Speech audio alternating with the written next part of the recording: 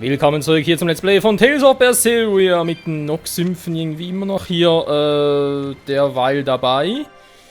Ja, ihr seht schon, levelmäßig sieht es gar nicht mal so verkehrt aus im Prinzip. Level 25 für Velvet, der Rest tut mir noch ein bisschen hinterher, aber das wird schon, vor allem natürlich auch grausam viel Geld, das sie haben. Sehr, sehr nice und man sieht auch links oben auf der Minimap, wir haben noch 5 Truhen hier, die man öffnen könnte. Okay. Wir können immer noch nicht hier übers Wasser marschieren. Natürlich ein bisschen do. Was ist das für ein Vieh da vorne? Aha, wir sind ein Oger, okay.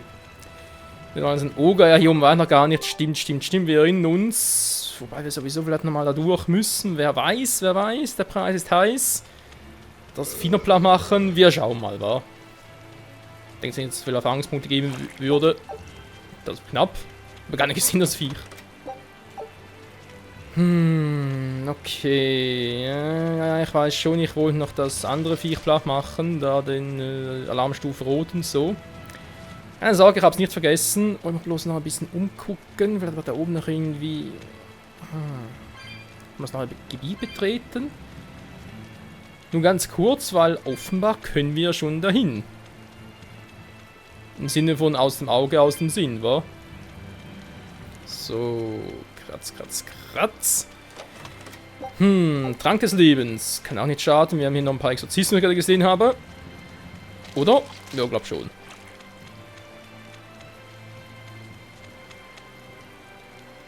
Wenn wir fertig sind, okay. Manöver führen die durch. Ja, so nicht von mir aus. Ja, ich komme. Trotzdem fehlen noch 3 Truhen. Schrei nicht so. Zack. Yes. So ist doch nice. Was für ein Scheiß. Da noch eine Truhe und fehlen noch 2 in diesem Gebiet. Noch mehr Geld. Alter, was soll man bloß mit dem ganzen Geld anfangen? Ich bin schon dabei, ständig da die Aufrüstung aufzuwerten, zerlegen und so. Versteht ihr? Da kostet ja auch schon ein bisschen Kohle. Aber ich glaube, es können wir echt vorstellen, dass das Tales of Spiel ist, wo man eigentlich schon von Beginn weg zu viel Geld hat. Wow, jetzt ist schon so weit, ich bekam über zu viel Geld. Okay, Mikel ist krank. Er muss lange und tief schlafen gehen. So ein Quatsch. So, ganz kurz gucken. Übrigens, ich hoffe, dass es eigentlich von der Qualität her und so alles noch wie gewohnt ist. Ich habe jetzt, ab heute will ich versuchen, meine Aufnahmetechnik ein bisschen anzupassen. Alleine schon, ja, sag's mal so, hat auch damit zu tun, damit ich hier auf dem TV zocken kann, sprich auf einem größeren Bildschirm, nicht mehr auf dem PC. Wo ich nur 24 Zoll habe, auf dem Fernseher aber 32, ist auch, vor allem eben auch für solche Spiele eigentlich praktischer und da war das Mikrofon ein bisschen verlängert und so und ja, sollte eigentlich trotzdem alles noch so sein wie gehabt. Mit dem Unterschied, dass es für mich angenehmer zum Aufnehmen ist, sag's mal so. Auf dem Stuhl her, bei der andere, den ich am PC-Tisch habe und so. Der ist schon cool und so, gar keine Frage. Man kann es unglaublich viel verstehen in dem Teil, aber ist für lange Sitzungen sehr unbequem. Sehr unbequem. Also so ab einer Stunde fängt langsam an der Hintern weh zu tun. Nach 2 Stunden hast du kein Gespür mehr drin. Man kann es ungefähr so vorstellen. So, was mache ich überhaupt? Lange das Fieder platt machen. Und das machen wir nun auch. Wir haben, wenn ich das sehe, noch 5-mal können wir was futtern. Ich sehe es kaum, scheiße. Fernseher ist ein bisschen zu weit weg. Also, zu weit. Ich bin ja kurzsichtig, oder? Ist nicht schlimm und so, aber das ist auch der Grund, wie ich so früher immer dachte, wenn andere sagen, ja, HD, Full HD, so geil und so. Und ich dachte mir, hey, ich sehe da kaum einen Unterschied. Logisch, wenn du kurzsichtig bist, ist ein Unterschied ja nicht, dann ist es trotzdem verschwommen. Die Brille anziehen zum Zocken. Warum eigentlich nicht? So, jetzt noch hier eine Truhe öffnen, sogar eine Goldtruhe. Sehr nice. Oh, das mit den Gold- und Silbertruhen ist hier sowieso für den Arsch, wie ich finde. Insistiere was dafür noch jeweils ein Schlüssel, weil es was Besonderes war, aber hier, nö. Von Anfang an kannst du alles aufmachen. Eine Kriegspike, okay, man kann es doch auch täuschen. Hallo, Eleanor, wieso ist plötzlich da hinten? Ernsthaft? Alter, bin ich schon so stark. Bin ich zu stark, bist du zu schwach. Ah, it's a biggie. So, mal gucken. Plus 30 starke Verbindungen, das ist nicht cool. Also müssen die weg, da sind wir uns glaube ich einig.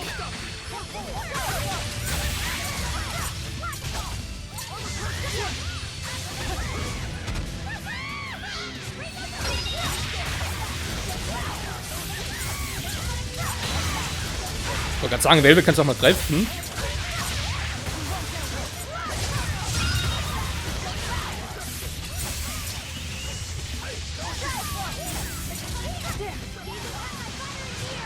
Das war auch eine interessante Art und Weise.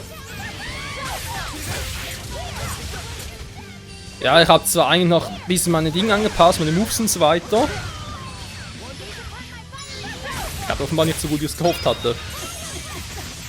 Au, au, au, au, au!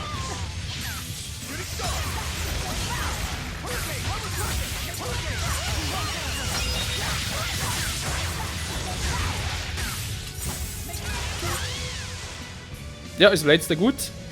Dann kann ich direkt wieder loslegen. Gar keine Schwäche. Jetzt wird es Feuer, okay.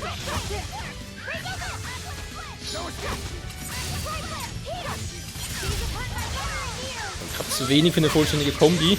Jetzt aber.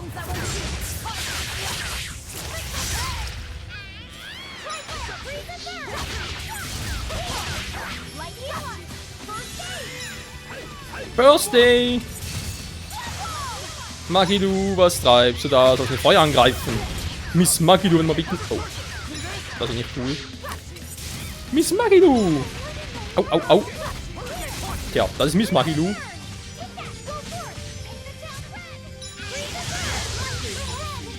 Da, der könnte ausweichen. Da hatte ich wohl falsch gehofft. So, erstmal hier Rokuro zurückholen. Ja, mich gleich auch, wäre auch ganz nett.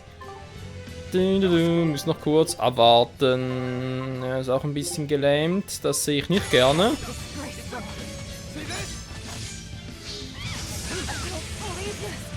Nö, sehe ich wirklich nicht gerne.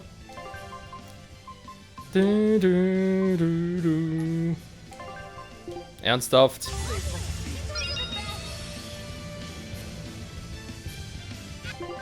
Problem ist, wie wir gerade sehen, ich habe eigentlich nicht mehr viel, das fehlt.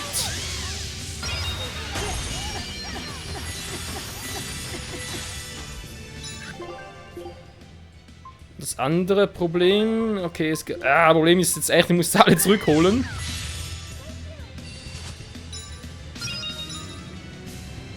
So. Ich war schon aus dem Bereich raus. Da muss ich nochmal gucken. Wie gesagt, alle zurückholen. Weil sonst gibt es keine Erfahrungspunkte.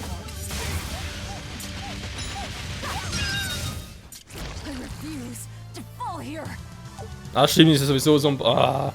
ja, so ein rote Dingsbums. Alarmstufe Rotmonster. Da bringt eh keine, ja, ich hab's ganz vergessen. Entschuldigung. Egal, wie es in der Gehalt aussieht. Und alle 0 Esser. Zum Austausch natürlich super. Ich schicke trotzdem wieder mal Essen rein. So. Die Frage ist, sollen wir uns teleportieren? Etwas hält davon ab. Okay, das lese ich nicht gerne. Ganz ehrlich, das wäre sogar richtig scheiße.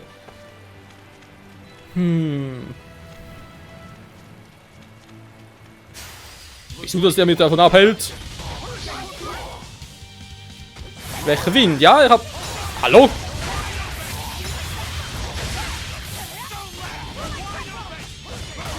Ein paar neue Windmoves drauf, würde ich gerade sagen.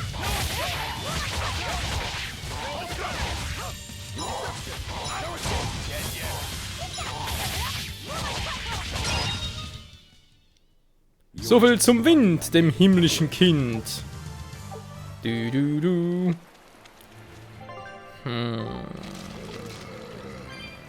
Trotzdem, wenn das Großtrainieren hier irgendwas bringen würde. Etwas hält mich davon ab, hier eine Flasche zu benutzen. Okay, wo ist der Übeltäter? Müsste ja theoretisch gesehen irgendwo auf dem Weg zurück sein. Sehen wir schon irgendwas am Horizont? Nö, wa? Hey, how goes it? Zaveid! Easy there, bro. I don't got time to spar today. Got a date lined up. That artifact you've got belongs to Ifried. Why do you have it? Just picked it up off the ground somewhere. Don't screw with me, tough guy. I have ways of making you talk. Ha! I wonder how much pain gets you to open up. You're the one about to be tested. It's not up to you how this goes. If I want to talk, we'll talk. And if I want to fight, we'll fight.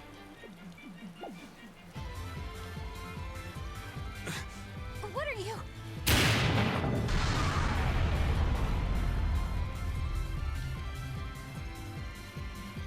I'd play more, but I don't want to keep old Pointybeard waiting. We'll chat some more later, with our fists. Wait! Aizen! We need to get the flowers to everyone on the ship! You can handle it! But you're... Let's head back, Laffy said. All right.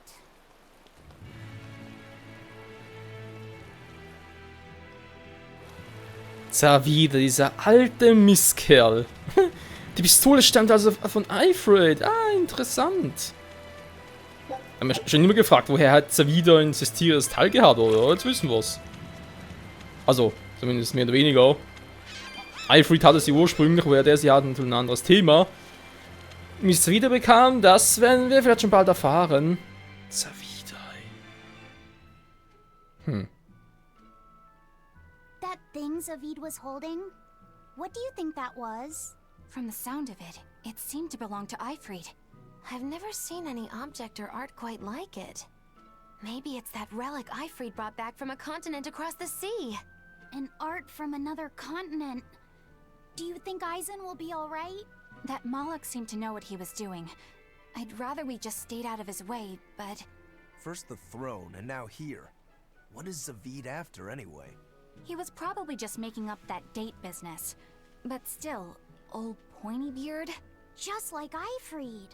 When I was talking with Benwick, he said Ifried had a pointy beard.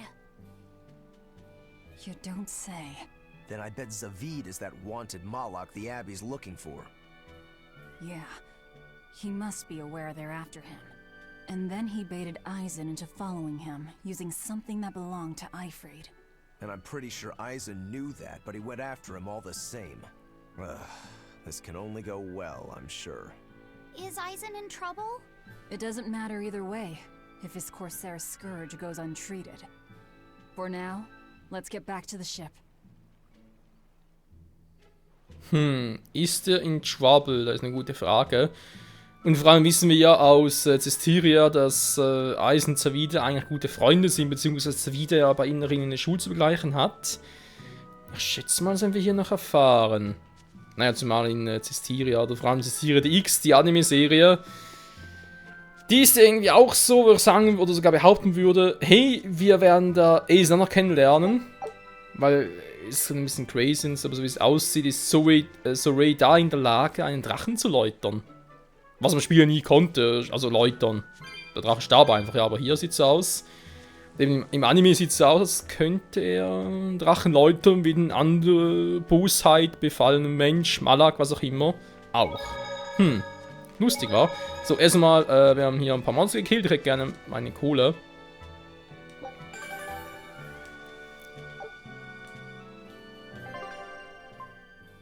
Okay, Rasender Wolf ist ein neuer. Der Level 31 der stärkste. Ja, die Viper fehlt noch. Wir wissen so, wo die ist. Die Spinne haben wir aber noch nicht gesehen, wa? Wolkeruin haben wir doch auch schon.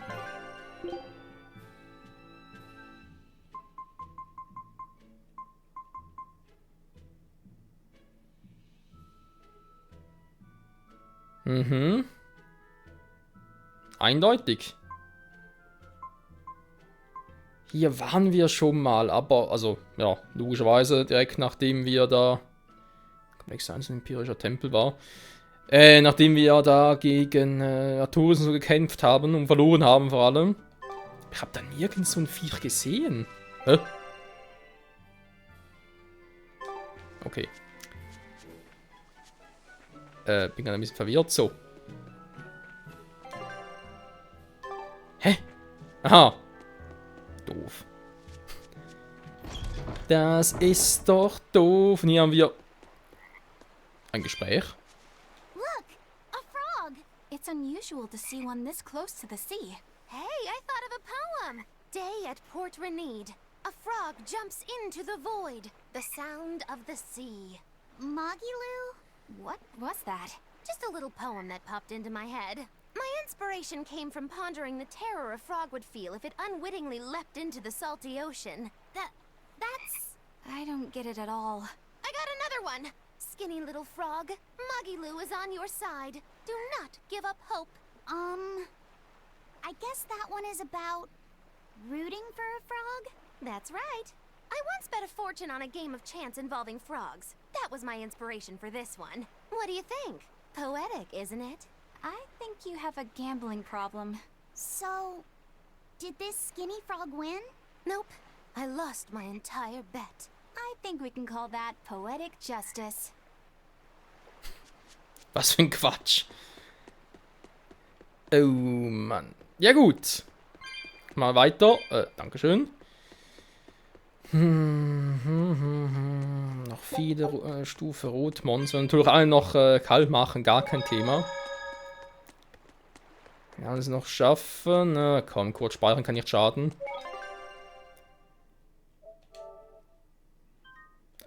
Wir haben eh schon Part Nummer 47. Man glaubt es kaum und doch geht die Folge wieder mal dem Ende zu. Auch das glaubt man kaum. Hey ho, hey ho. Hey ho. We've brought back your solitomas. Drink up. You've saved us! But where's the first mate? We bumped into some wannabe tough guy Moloch and he just took off after him. What? That must have been Zaveid! Why didn't you guys follow him? And leave you all with the Corsair Scourge? Yes! Eisen's the one in danger here. Is it because the Abbey is after Zaveid? So you even knew about it? I heard the details from a merchant who deals with the Abbey. Some big-shot exorcist named Melchior has set up a trap for Zaveid and Loringen. If Eisen gets caught up in that, he might not make it out alive. So now there's Melchior to worry about. Why is Lord Melchior assuming direct command to capture Zaveid? Wait, that's not important. What matters is I can turn Lavi's head over to him and finally return to the Abbey. Melchior is a legate. A powerful enemy, trap or no. Ugh, you guys are useless! Well, fine. If you're not going to go help him, we will. What makes you think you're capable of being any help? Would you let an ally get slaughtered just because you were scared? What? We want to save him. Maybe we'll lose. It still won't stop us. We are the ones who decide our fates. Only us. That's just the creed of Eifried's pirates. You're a real hothead, you know that? Nobody said anything about not helping Eisen. Huh? You all stay here, take your medicine like good little boys, and be ready to welcome back your first mate and captain. The captain? Why else would Eisen knowingly barge into a trap, if not to save Eifried? Of course! Leave the ship and crew to me. Here, this one's for you. Those pirates haven't a lick of sense in them. They don't let reason dictate who they protect. If you say so, Demon.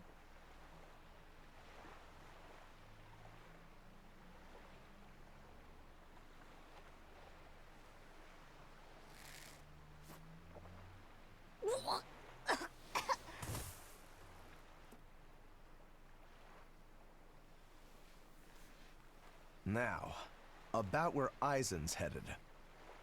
Those exorcists were talking about some place called Loringen. Yes.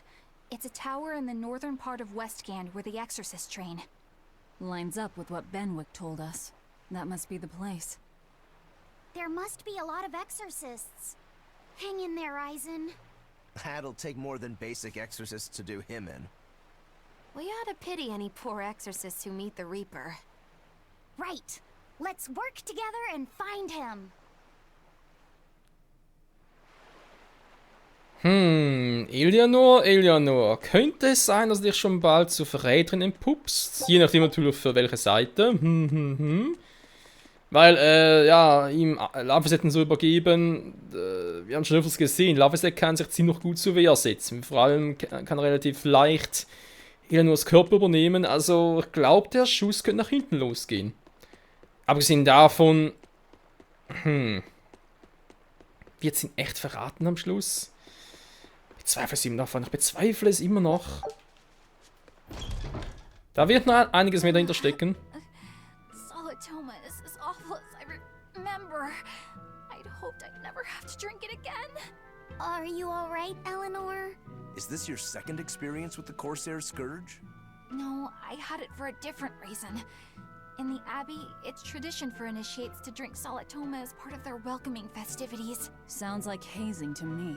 When everyone shares the same experience, drinking something so shockingly revolting, our bonds are strengthened. It's a good thing. If you say so. I really did believe I'd never have to taste it again. To be blunt, I hate it. You're lucky you think it tastes so terrible. That means you also know what tastes good. Right, Velvet? What does that mean? Velvet can't taste anything aside from blood. What?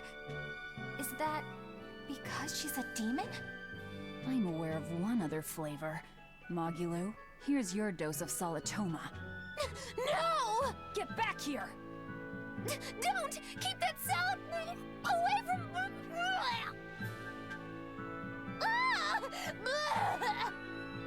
I see. The sweet taste of another suffering. Ja, das kann doch jeder schmecken, ne? Alter Schwede. So, Freunde, wenn wir sagen, vielen Dank fürs Zusehen und im nächsten Part dann, wie es aussieht, noch ein Gespräch da rechts oben und dann noch eins rechts unten, sprich da wieder mal in der Gruppe ein bisschen diskutieren. Und mal schauen, hä? Also, je nachdem können wir uns im nächsten Part nicht nur auf Aizen und Zaveid und sogar Eifried treffen, sondern sogar auf Melchior und, ja. Ich kann mir sogar vorstellen, dass Eleanor irgendwie eine Erfahrung macht bezüglich Melchior und so, ist ein bisschen in ihren Grundfesten erschüttert und naja, wir können uns durchaus vorstellen, wie sich dann Eleanor entscheiden könnte und zwar natürlich für das Team. Team Chaos, mir fällt echt kein besserer Begriff dafür. Das ist alles so, boah, ich habe schon viele Tales-of-Teams gesehen, aber das hier toppt, glaube ich, echt alles. So ungleich und doch so vereint. Naja, sehen wir dann noch. Bis dahin. Tschüss!